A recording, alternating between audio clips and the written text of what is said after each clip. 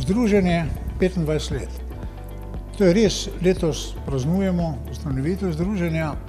Vendar bi rekel, da tem 25 letom bi moral dodati še kar nekaj 10, 20 let, 30 let, da je to počasi dozorelo in nastajalo.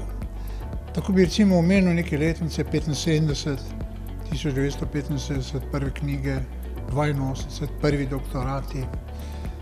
Osebno sam lahko rečem, da mi je en dogodek začrtal to projektno pot svojo. In sicer, ko sem prišel tam, sem imel predavanje o projektih. Med predavanjem prišel direktor inštituta, dr. Ciklenečki, in rekel, jutri se oglasite, pri meni prevzeli boste projekt M953.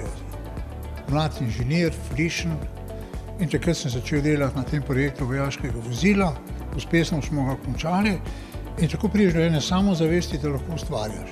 In tako smo se postopoma našli z kolegi, da smo začeli to razvijati, prve seminarje, leta 1987, prvi ekspertni seminar z sodelovanjem IPME, torej predstavnikov IPME, 89. drugi, leta 93 ustanovljeni, leta 98 svetovni kongres in zdaj ob 20-letnici svetovnega kongresa, to bo junija,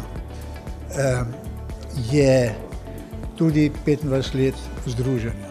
Jaz mislim, da projektna Slovenija, ki mora biti uspešna, potrebuje taka združenja, tudi drugi, ki delajo na uvajanju projektnega menedžmenta, ki delajo na aplikacijah teh ved.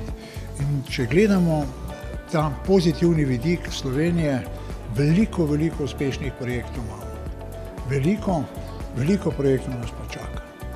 Ne samo zaradi tega, ker smo zdaj tu 2-milijonski narod, ki mora seveda preživeti vse te zadeve, ampak zato, ker projekti postajajo nekje svetovno potreba in ta bo zmeraj večja.